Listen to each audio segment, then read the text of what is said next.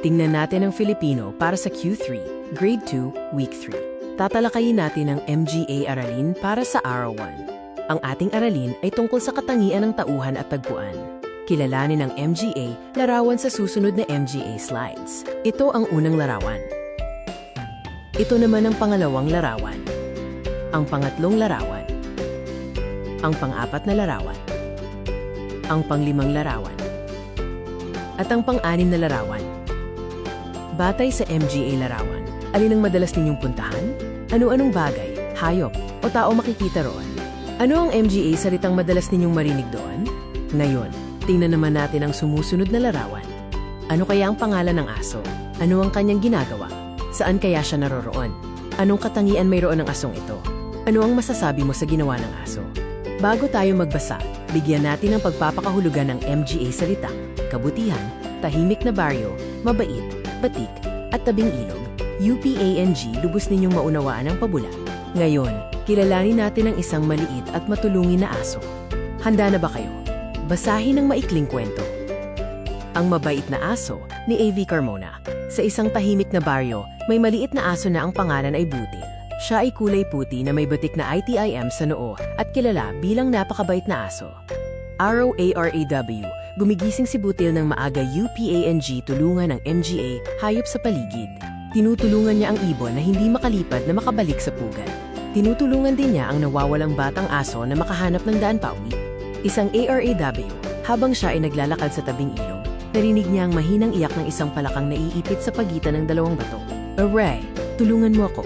Sigaw ng palaka.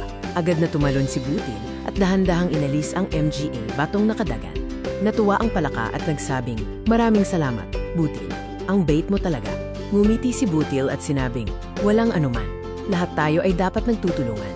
Dahil sa kabutihang ipinapakita ni Butil, minahal siya ng lahat ng hayop sa gubat at maging ang dati niyang kinatatakutang aso ay naging kaibigan niya rin. Sino ang pangunahing tauhan sa kwento? Ano-anong uri ng MGA hayop ang tinulungan ni Butil?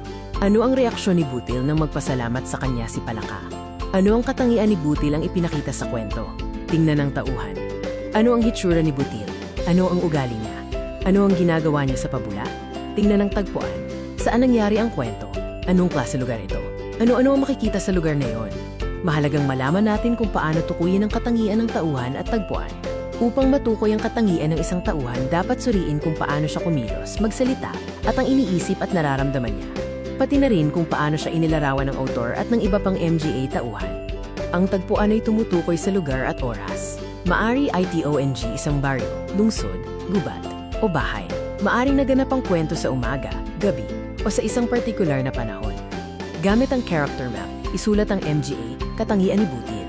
Isulat din ang pangyayari sa kwento na nagpapatunay nito. Para sa gawain 2, iguhit ang tagpuan ng kwento batay sa binasang pabula at ilarawan ito. Para sa gawain 3, reaksyon ko, ikwentong muli ang bahagi na pinakanagustuhan mo mula sa pabula at magbigay ng reaksyon tungkol dito.